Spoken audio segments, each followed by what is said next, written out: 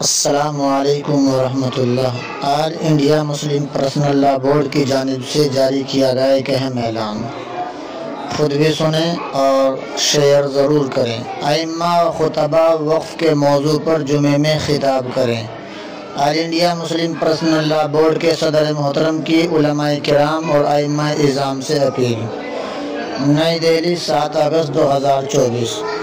اوقاف ہمارا قیمتی سرمایہ ہے۔ ہمارے آباء و اجداد نے رضا الہی اور اجر و ثواب کی نیت سے اپنی جائیدادیں اللہ تعالیٰ کی راہ میں وقف کی ہیں۔ ان اوقاف کی صیانت و حفاظت ہمارا اولین فریضہ ہے۔ برسر اقتدار طبقہ وقف 1/2013 میں ترمیم کرنا چاہ رہا ہے اور اندیشہ ہے کہ ایسی ترمیم وقف 1 میں کی جائے گی جس سے اوقاف کی نوعیت و حیثیت بدل جائے گی اور اوقاف کا تحفظ غیر یقینی ہو جائے گا۔ اسی طرح وقف بورڈ کے اختیارات بھی سلب کر لیے جائیں گے جس سے اوقاف پر قبضے کی راہیں ہموار ہو جائیں گی۔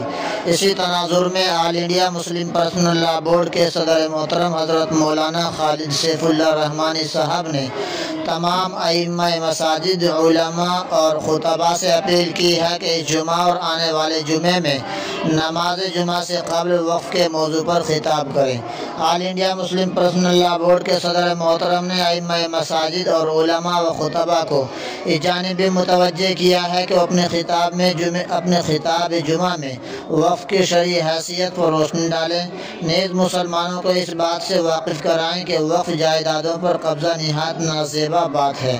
حکومت وقف کے جو عزائم اور ارادے ہیں ان سے بھی لوگوں کو روشناس کرائیں۔